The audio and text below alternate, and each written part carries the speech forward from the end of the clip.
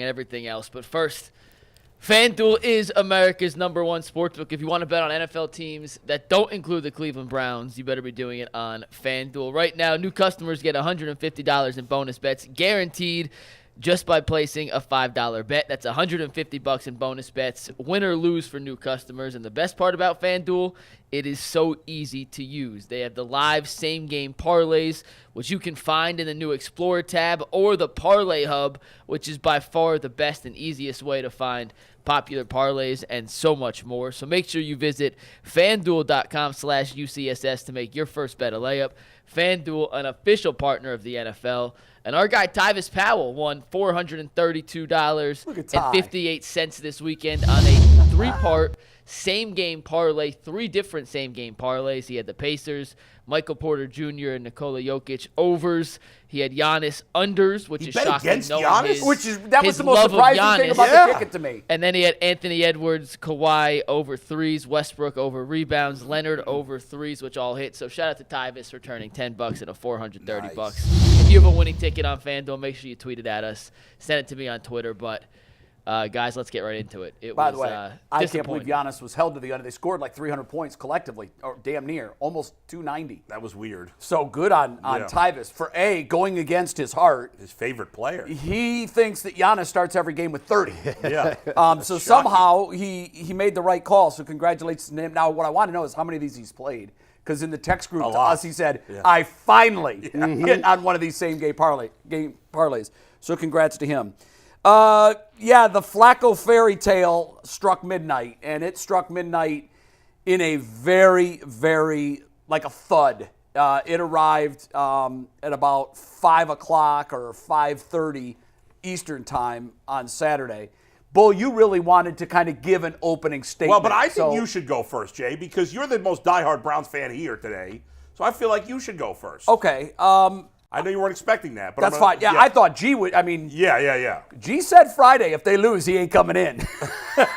He is sick. What's funny is it's Martin Luther King Day. Yeah. And everybody on the staff agreed, we've got to do a show. You can't take Monday off. It could potentially be our biggest day ever. Yeah. If, of course, we all were predicting a win. So G, as the card-carrying black member of the on-air staff, said, I co-sign it. Yeah. You can work on MLK Day. Swervy Derv, he's not here. Him and Earl. He says he's hurt. Injured. He's got a stomach flu. Get well soon, G. But I can tell you this portion of it's not going to get better tomorrow. Disappointed for sure, but I hadn't quite bought in to the level of craziness and hype and excitement that I think a lot of Cleveland fans had. I had them winning in the first round and then losing in the next round anyhow, and I didn't care I didn't care who it was to. I just felt like, unless it was Pittsburgh, I just felt like they weren't going to go past one game anyhow.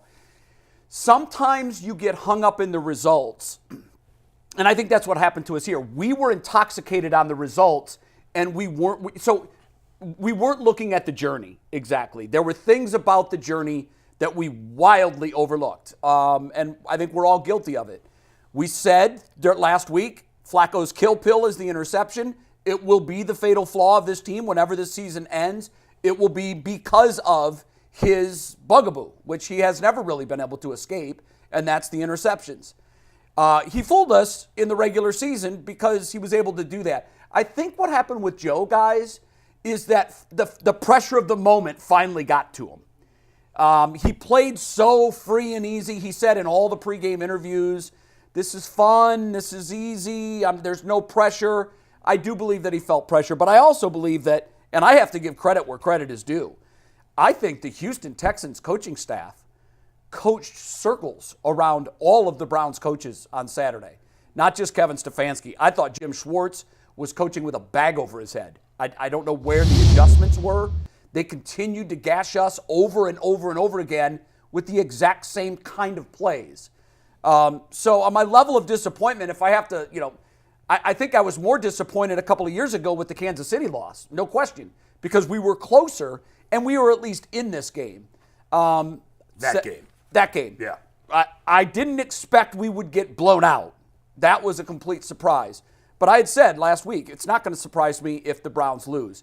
One other thing, C.J. Stroud is him. There is absolutely no question about that. He plays in the big moments. You either revert to who you are or you step up a notch. I think Joe Flacco reverted to who he was, and I think C.J. Stroud stepped up a notch. Tremendous young player. I think I'm more disappointed about this, guys, than the actual loss itself. In watching this game, I watched assets that the Texans were able to acquire from a move that we made that we thought was going to put us on this track.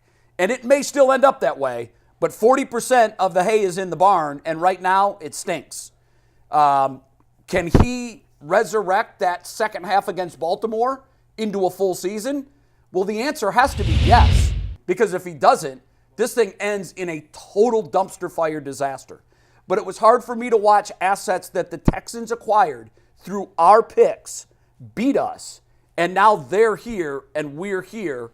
And we've got Deshaun Watson for 3 more, and I hope it has a happier ending than it feels like it's going to have on this day.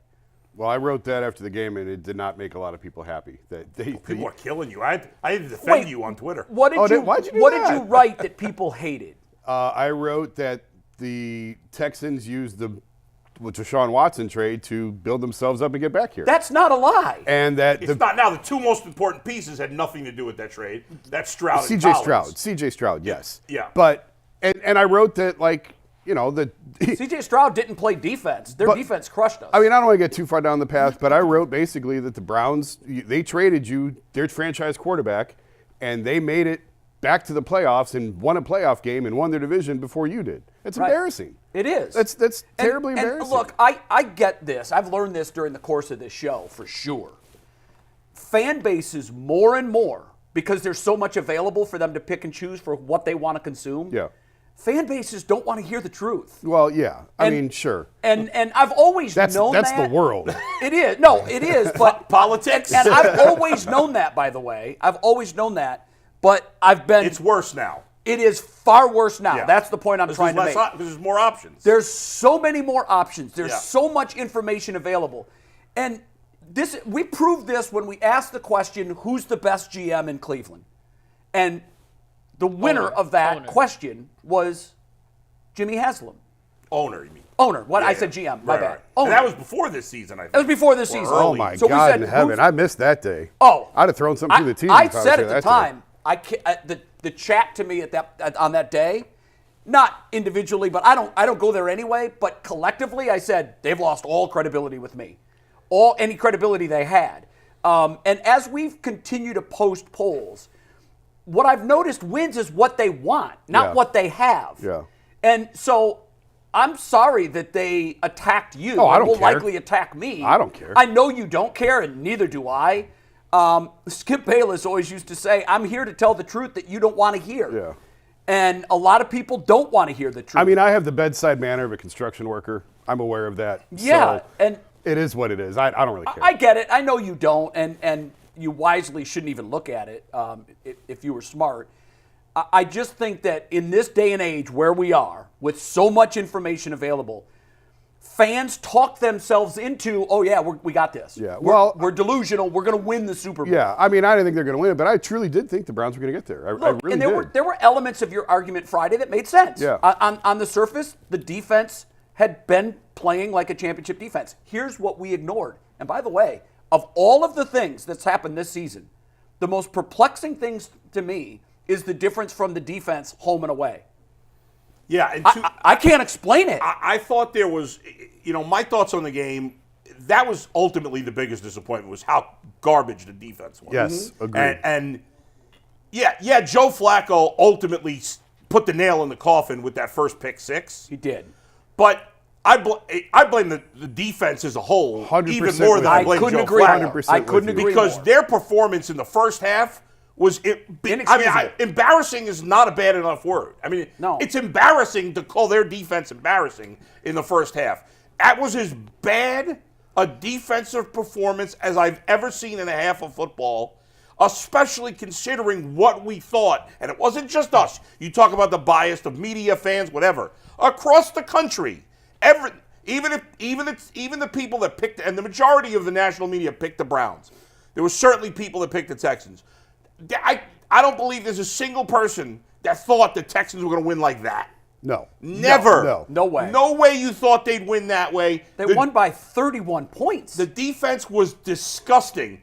Every single member of that defense, not named JOK, was hideous. Yes. Not a single other player on that defense played well. He was incredible. I mean, the only plays they made were him. Yeah. He looked like an all-pro. Yeah. By the way, there were 4 tackles for a loss by the Browns in this game. He had 3. Yep. The only one that wasn't him was the one where the guy got away from him in the backfield, and Tomlinson got the. They were all 4 because of him. Oh, was that still a tackle for a loss? Because I thought he got past the line of scrimmage on that play. No, he didn't. He just got. He just got a little closer to. Yeah, it would have been a 10-yard loss because JOK was a heat-seeking missile. He was a monster. The rest of the defense was disgusting, and the way the season ended. This was a fun season. It's hard to think about it now as a fun season. You're right. Because it ends in disgrace and embarrassment. You're right. The season was fun. We were able to enjoy the ride. Mm-hmm. It was a lot of fun. But when it ends like this, if they had lost a heartbreaker, last-second field goal to the Texans, we'd obviously all be disappointed. Where they fought hard. Right, but you wouldn't feel like this. I mean, this was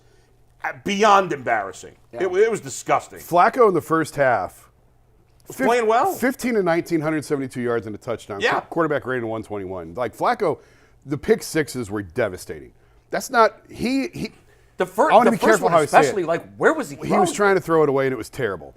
The pick sixes are why they are a huge reason why they lost. Joe Flacco's not why they lost. The defense is why they lost. Does that make sense? Like, I know it does make sense, and I think we all agree with that. Flacco was terrific in the first half. The first pick six was dreadful. It was the worst throw he's probably made. It was P.J. Walker-like. And he said he was trying to throw the ball away, and he just didn't have enough arm strength to get it there. The second pick six... He should have just taken a sack on that play. Probably. Yes. But the second pick six is because of the defense. Like, the defense was so bad, it put you in the position you have to go for it on 4th and a mile. Right. But you're down by so much because of the first pick six. It Which just became a snowball I saw people effect. criticizing Stefanski for going for it there. You're the the defense has been terrible. You're down 17. You're down there. 17 in the playoffs in the second half. Yeah, exactly. So you have to go for it there. Quick, Mike needs to do another read. Right? Is that what it is? Well, yeah, I just want to ask because we're going down the next line here, which is totally fine. But